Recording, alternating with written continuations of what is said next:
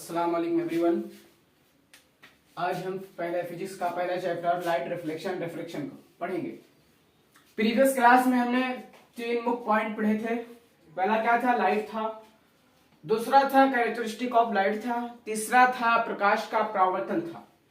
आज जो हम पढ़ेंगे वो पढ़ेंगे लॉज ऑफ रिफ्लेक्शन,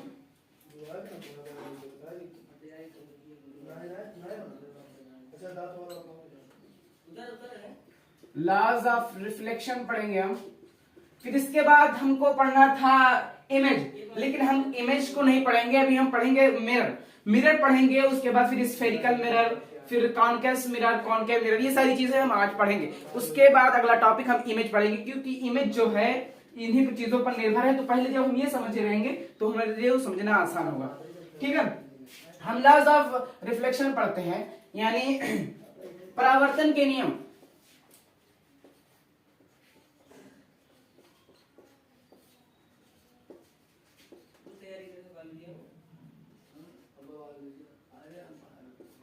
परावर्तन के नियम, परावर्तन का नियम क्या कहता है कि मान लेते हैं ये सन है, ये परावर्तक पृष्ठ हमने ले लिया। ये हमने क्या ले लिया? परावर्तक पृष्ठ ले लिया। परावर्तक पृष्ठ ये सन हो गया। प्रकाश की किरणें आ रही हैं, तो जो आ रही हैं किरणें क्या कहलाएंगी? आपतित किरण। आपतित किरण, इंसिडेंट रे, इंसिडेंट रे, ये हो गया। जिस बिंदु पर मिल रही हैं वो बिंदु आपतन बिंदु। क्या? कौन सा बिंदु? आपतन बिंदु। और टकराने के पश्चात, लड़ने के पश्चात उसी माध्यम में परावर्तित हो गई। ये कौन सी किरण है? ये परावर्तित किरण है। परावर्तित किरण, रिफ्लेक्टेड रेज। कौन सी रेज? Reflected raise. आपतन बिंदु पर खींची गई लंब रेखा क्या कहलाती है? अभिलंब कहलाएगी। ये क्या कहलाएगी? अभिलंब। अभिलंब। पहला नियम क्या कहता है? पहला नियम कहता है कि जो ये आपतित किरण, देखिए आपतित कोण कौन सा है? आपतित कोण का प्रीवियस क्लास में हमने आपको बताया था कि आपतित किरण, परावर्तित कोण, आपतित कोण, ये सारी चीजें हमने बताई थी। तो वही चीज समझते हैं फिर से एक बार कि इंसिडेंट एंगल क्या होता है, आपतित कोण क्या होता है। देखिए यह अभिलंब आपका है, लाइन सीधे नहीं बनी हुई, ये आपका अभिलंब हो गया। ये हो गई आपतित किरण। ठीक है, यहां से लेकर यहां तक क्या हो गई? आपतित किरण। ये अभिलंब, इसके बीच में बना कोण कौन सा है? कोण आई। कोण आई। इसके बीच में ये परावर्तित किरण, रिफ्लेक्टेड रेज, और ये नॉर्मल अभिलंब, इसके बीच में बना कोण, कोण आर। ठीक है, अब देखिए पहला नियम हमारा क्या कहता है कि जो आपतित किरण, जो इंसिडेंट रेज है, जो रिफ्लेक्टेड रेज हैं, और ये जो नॉर्मल है, ये अभिलंब जो है, तीनों एक ही तल में स्थित होते हैं। जैसे बोर्ड पर स्थित है, जैसे आपके कॉपी पर नोटबुक पे स्थित है। ठीक है, तो पहला नियम है तीनों एक ही तल में होंगे। तीनों एक ही तल पर स्थित होंगे। पहला नियम हो गया। तीनों कौन कौन? फिर से बोलिए, तीनों कौन कौन? आपतित किरण, परावर्तित किरण और अभिलंब, तीनों एक ही तल में स्थित होंगे। कौन कौन स्थित होंगे? तीनों कौन कौन? तीनों, आपतित किरण, परावर्तित किरण, अभिलंब, incident ray, reflected ray, normal, तीनों एक ही तल में स्थित होंगे। बहुत इंपॉर्टेंट है ये लॉज ऑफ रिफ्लेक्शन। सीधा पूछ लेता है कि लॉज ऑफ रिफ्लेक्शन बताइए। ठीक है, दूसरा क्या है? दो ही नियम है। दूसरा नियम है कि कोण आई बराबर होता है कोण आर के। कोण आई बराबर होता है कोण आर के। समझिए, कोण आई हमने बहुत मर्तबा आपको बता दिया कि कोण आई इंसिडेंट एंगल क्या है, उसको कोण आई द्वारा रिप्रेजेंट किया जाता है। देखिए, ये आपतित किरण, ये अभिलंब, इसके बीच में बना कोण आपतित कोण, ये परावर्तित किरण, ये अभिलंब, इसके बीच में बना कोण कौन कोण परावर्तित कोण, रिफ्लेक्टेड रे। तो यही कोण, ये हमेशा, ये कोण और ये कोण हमेशा बराबर होते हैं। ये आपका परावर्तन का नियम। हमने क्या क्या पढ़ा लॉज ऑफ रिफ्लेक्शन में? हमने पहला नियम पढ़ा कि आपतित किरण, ये आपतित किरण हो गई, ये परावर्तित किरण, ये दोनों, ये और ये अभिलंब नॉर्मल, ये तीनों एक ही तल में स्थित होते हैं, तीनों एक ही तल में स्थित होते हैं। पहला नियम हमने पढ़ा। दूसरा क्या पढ़ा? दूसरा पढ़ा कि जो कोण आई है और जो कोण आर है दोनों बराबर होते हैं। ये दोनों चीजें पढ़ ली हमने। ये ही आपका लॉज ऑफ रिफ्लेक्शन है। अगला टॉपिक हमारा शुरू होता है दर्पण से। एक टॉपिक हमारा छूट रहा है इमेज, उसको हम दर्पण के बाद पढ़ाएंगे, ठीक है। टॉपिक हमारा क्या है? दर्पण।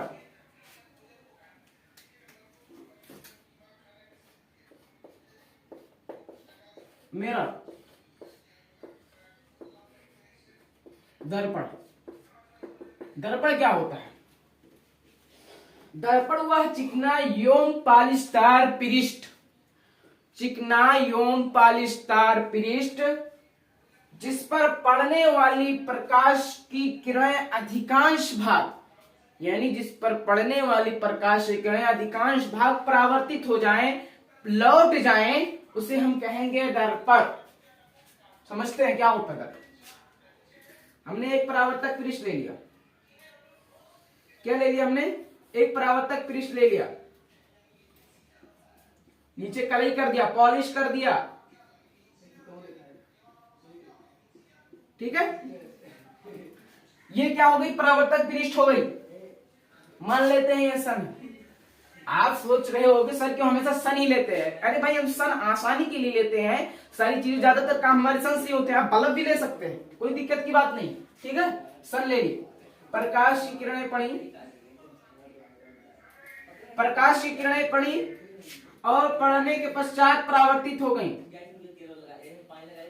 तो ये जो प्रकाश की किरणें पड़ी, पड़ने के पश्चात परावर्तित हो गई, तो जो जिस पर पड़ी, जिस परावर्तक पृष्ठ पर पड़ी, उसे ही दर्पण कहते हैं। इसे ही क्या कहते हैं? इसे दर्पण कहते हैं।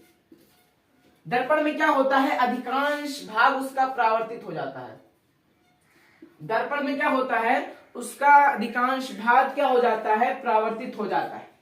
अब पढ़ते हैं कि दर्पण कितने प्रकार का होता है। कितने प्रकार का दर्पण होता है?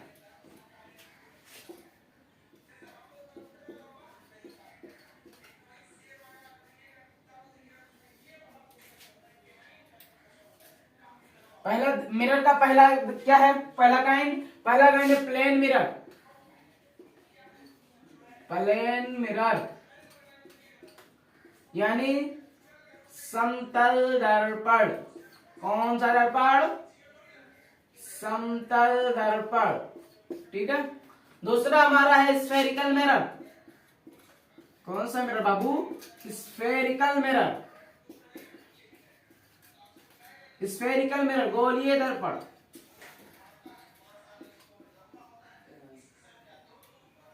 गोलीय दर्पण, ठीक है।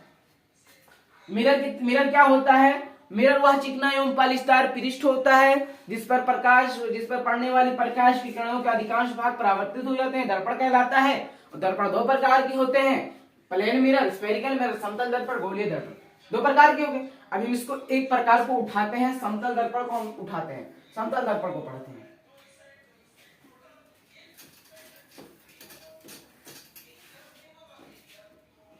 समतल दर्पण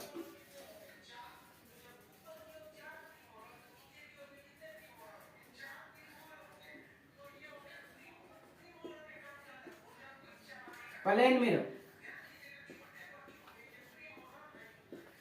समतल दर्पण, ये हो गया। समतल दर्पण किसे कहते हैं? आप कांच की दुकान पे जाइए, वहां कांच की कोई प्लेट ले लीजिए। सबसे पहले समतल समझते हैं, समतल क्या होता है। देखिए, समतल सम का मतलब होता है बराबर। क्या होता है सम माने? सम माने बराबर। तल का मतलब होता है तल या पृष्ठ, जो भी आसानी हो आपको, पृष्ठ। ठीक है, तल या पृष्ठ, जिसका पृष्ठ बराबर हो। आप कांच की दुकान पे जाइए, उससे एक टुकड़ा लीजिए कांच का और उस पर हाथ लगाइए, इस तरह से, इस तरह से ऐसे हाथ लगाइए ऐसे, ठीक है। और उसको कहीं गहरा ना मालूम हो, कहीं उभरा हुआ ना मालूम हो, तो आप समझ जाइए कि हमारा कौन सा दर्पण है, समतल दर्पण है। वो समतल है, वो चीज क्या है, समतल है। किसे? ये बोर्ड हमारा समतल है। ऐसे हम उसको लगाते चले जाए, लगाते चले जाए, कहीं हमारा ना हाथ ऊपर उठेगा ना नीचे जाएगा, ठीक है। इस तरह से करके हमारा समतल है। तो वह कांच का टुकड़ा, कांच का एक समतल टुकड़ा ले लीजिए। हमने बताया समतल कैसे पहचानेंगे, और सम मान लेते हैं हमारा समतल है, ठीक है। अब इस पर क्या कीजिए, Fe2O3 का लेप लगा लीजिए। किसका? Fe2O3। केमिस्ट्री पढ़ रहे हैं, बताइए Fe2O3 का मतलब क्या होता है? Fe2O3 का इसके 3 नाम है। आप इसको फेरिक ऑक्साइड कह सकते हैं, फेरिक ऑक्साइड। दूसरा हो जाता है आपका आयरन ऑक्साइड, आयरन ऑक्साइड। तीसरा इसके नाम है, जो आपके बुक में यूज किया गया, रेड ऑक्साइड। ठीक है, तो आप कोई भी नाम लीजिए, कोई दिक्कत की बात नहीं है, ठीक है। तो इसका लेप लगा दिया जाता है, इसी पर इसका लेप लगा दिया जाएगा, इस तरह से लेप लगा दिया गया, ठीक है। Fe2O3 का। फिर से समझते हैं समतल दर्पण कैसे हम बनाएंगे। कांच की समतल प्लेट ले लीजिए, उस पर मरकरी की या मरकरी को पारा ही कहते हैं। मरकरी मतलब पारा, या चांदी का, सिल्वर का, चांदी का आप क्या लीजिए, उस पर लेप लगाइए। लेप लगाए, उसके बाद आप उसी पर Fe2O3 का भी लेप लगा दीजिए, Fe2O3 का लेप लगा दीजिए। तो जो बनकर स्पीशीज, जो बनकर नई स्पीशीज तैयार होगी, वही हमारी क्या कहलाएगी, समतल दर्पण। अब हम आगे पढ़ते हैं कि समतल दर्पण पर, समतल दर्पण ये हमारा हो गया। अब इस पर मैन आता है कि प्रतिबिंब और प्रतिबिंब, तो ये चीज हम इन्हें आपको पढ़ाया भी नहीं है, तो इसका भी हम नहीं पढ़ाएंगे। जब प्रतिबिंब पढ़ाएंगे तो उसके साथ हम दोनों का, यानी इस पर स्फेरिकल मिरर पर किस तरह से प्रतिबिंब बनता है और उस पर कैसे प्रतिबिंब बनता है, ये सारी चीजें हम आपको बताएंगे। हम आगे पढ़ते हैं स्फेरिकल मिरर को। समतल दर्पण समझ में आ गया। कांच की वह, कांच का कोई प्लेट, समतल प्लेट ले लीजिए, उस पर आप पारा या चांदी की लेप लगा दीजिए। उसके बाद Fe2O3 का, यानी फेरिक ऑक्साइड या आयरन ऑक्साइड या लाल ऑक्साइड की उस पर लेप कर दीजिए। तो वही जो स्पीशीज तैयार होगी, जो वस्तु तैयार होगी, वही क्या कहलाएगी, समतल दर्पण कहलाएगी। आगे हम पढ़ते हैं स्फेरिकल मिरर क्या होता है।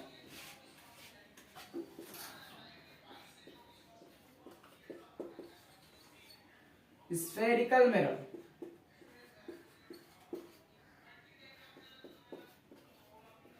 गोलीय दर्पण।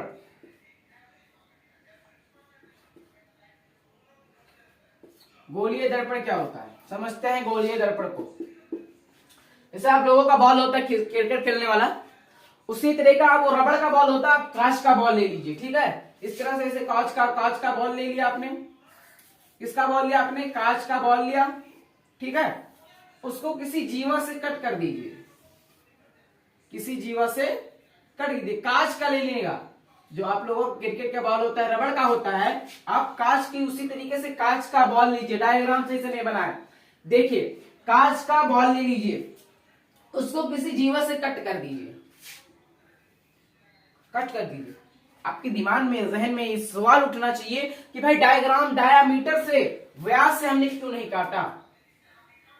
देखिए डायामीटर से हम काट सकते हैं, बिल्कुल काट सकते हैं, लेकिन होता क्या है कि जब डायामीटर से काट देंगे तो हमारी बहुत सारी चीजें छुपी रह जाएंगी, हम उसके अंदर से नहीं पढ़ पाएंगे। यानी कि ऐसे बहुत सारी इसमें चीजें आती हैं, पोल है, सेंटर ऑफ कर्वेचर है, फोकल लेंथ, ये सारी चीजें हम नहीं समझ पाएंगे। बाकी अगर आप करेंगे तो परावर्तन होगा।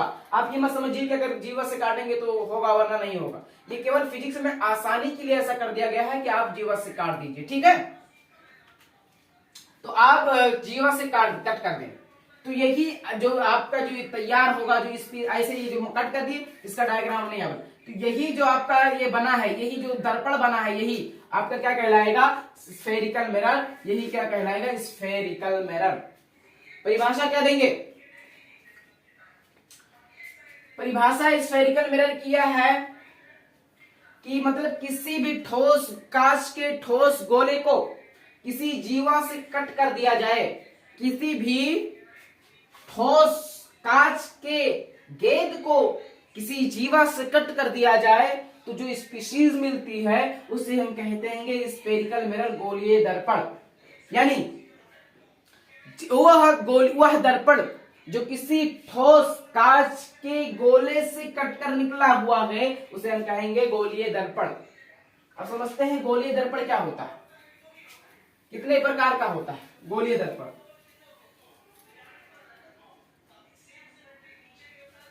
देखिए भाई, गोलीय दर्पण फिर से समझते हैं गोलीय दर्पण क्या होता है। कांच का, ठोस गोले के कांच का कटा हुआ भाग, सिंपल समझते हैं, सिंपल याद रखने वाला कि ठोस गोले का कटा हुआ भाग ही, कांच के ठोस गोले का कटा हुआ भाग ही गोलीय दर्पण कहलाता है। ये दो प्रकार के होते हैं गोलीय दर्पण।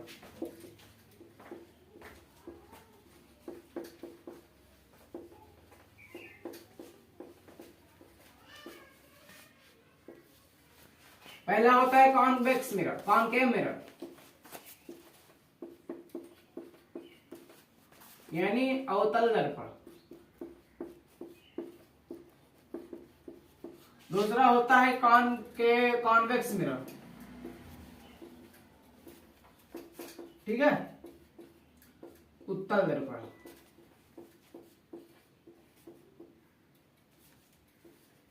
उत्तल दर्पण ये देखिए, हमने क्या पढ़ा गोलीय दर्पण में कि किसी भी ठोस गोले का कटा हुआ भाग गोलीय दर्पण कहलाता है।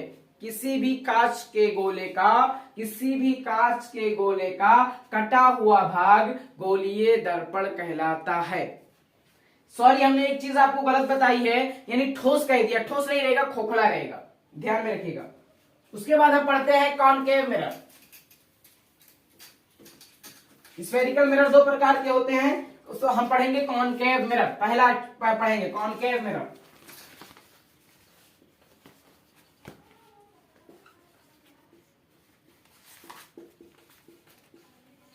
कॉनकेव मिरर यानी अवतल दर्पण। अवतल दर्पण ये पढ़ेंगे। अवतल दर्पण किसे कहते हैं? किसी भी कांच के खोखले गोले का कटा हुआ भाग क्या कहलाता है? Spherical mirror. तो किसी भी अगर हम ऐसे गोला ले लिए, इसको ऐसे कट कर दिए, ठीक है, इसको हमने यहां बनाया इस तरह से। अगर हम इसके बाहर वाले भाग को कलई कर देते हैं, इसके उभरे हुए भाग को अगर हम कलई कर रहे हैं, तो ये वाला पार्ट क्या बन जाएगा? ये वाला अंदर वाला पृष्ठ क्या बन जाएगा? परावर्तक। यानी जब एक भाग पर आप कलई कर देंगे तो दूसरा भाग क्या बन जाएगा? परावर्तक बन जाएगा, परावर्तक तल बन जाएगा। तो ये कहलाएगा आपका अवतल दर्पण। कैसे समझेंगे, कैसे याद रखेंगे? कॉनकेव, इंग्लिश से इसे समझते हैं। कॉनकेव, कॉनकेव मतलब होता है केव। केव का मतलब होता है, देखिए केव, यहां से केव, केव का मतलब होता है, केव मतलब होता है गुफा। गुफा होता है, गुफा इस तरह से होता है, इस तरह से, इस तरह से। तो ये जो वह दर्पण, वह गोलीय दर्पण जिसका गुफा वाला पार्ट, यानी जिसका धसा हुआ भाग परावर्तक तल हो, जिसका धसा हुआ भाग परावर्तक तल हो, जिसका धसा हुआ भाग परावर्तक तल हो, वह अवतल दर्पण कहलाता है। और जब इसका धसा हुआ भाग परावर्तक तल रहेगा तो उभरा हुआ भाग क्या कह रहेगा? उभरा हुआ भाग क्या रहेगा? कलई किया हुआ, पेंट किया हुआ, पॉलिश किया हुआ रहेगा। तो ये कहलाएगा आपका अवतल दर्पण। अवतल दर्पण फिर से समझते हैं। कॉनकेव, केव मतलब होता है गुफा।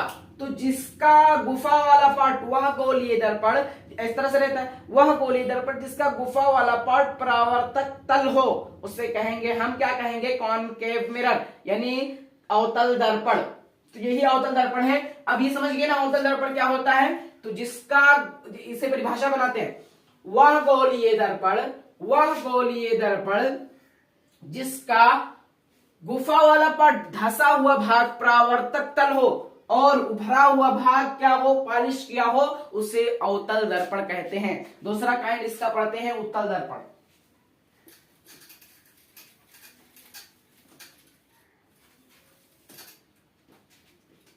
Concave mirror.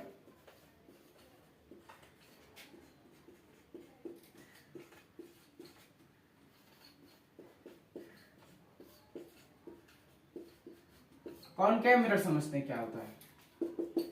आप ऐसे नहीं, गोला खोखला गोला लिया,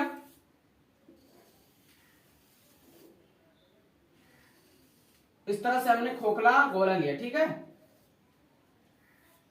खोखला गोला लिया, उसको एक जीवा से आप कट कर दीजिए, जीवा से कट कर दीजिए, क्या कह दीजिए, जीवा से कट कर दीजिए। तो जो ये हमको इसको ये डायग्राम इधर बना दे रहे हैं इस तरह से,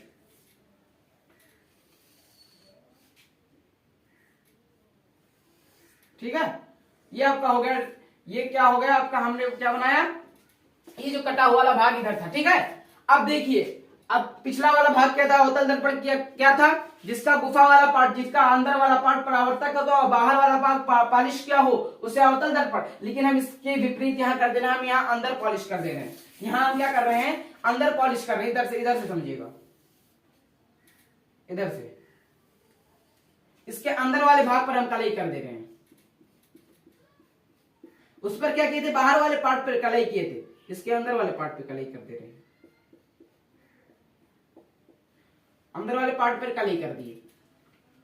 तब ये इसका क्या हो गया, जिसका अंदर वाला पार्ट, जिसका गुफा वाला पार्ट क्या रहे, यानी वो रहे, अंदर वाला पार्ट जो रहे, जो धसा हुआ वाला पार्ट रहे, वो पॉलिश किया हुआ हो, और जो उभरा हुआ पार्ट हो वो परावर्तक तल हो, उसे कहेंगे उत्तल दर्पण। फिर से समझते हैं उत्तल दर्पण किसे कहते हैं। वह गोलीय दर्पण, गोलीय दर्पण ही है ना, दोनों गोलीय दर्पण, उत्तल अवतल दोनों गोलीय दर्पण है। तो वह गोलीय दर्पण जिसका धसा हुआ भाग कलई किया हो और बाहर वाला पार्ट जो हो वो परावर्तक तल हो, उसे हम कहेंगे कॉनकेव मिरर, कॉन्वेक्स मिरर, उत्तल दर्पण। फिर से समझते हैं पूरी चीज को, डिवाइस करते हैं। क्या क्या हमने पढ़ा, सबसे पहले हमने पढ़ा लॉज ऑफ रिफ्लेक्शन, परावर्तन के नियम क्या होते हैं, आपतित किरण, परावर्तित किरण तथा अभिलंब तीनों एक ही तल में स्थित होते हैं। दूसरा नियम हमने पढ़ा कि कोण आई बराबर होता है कोण आर के, यानी इंसिडेंट एंगल और रिफ्लेक्टेड एंगल दोनों क्या होते हैं, बराबर होते हैं। दूसरी चीज हमने पढ़ा दर्पण क्या होता है, वह चिकना एवं पालिशदार पृष्ठ जिस पर पड़ने वाली प्रकाश की किरणें अधिकांश भाग परावर्तित हो जाता है, उसे हम कहेंगे, क्या कहेंगे, दर्पण कहेंगे। दर्पण दो प्रकार का होता है, समतल दर्पण यानी गोलीय दर्पण।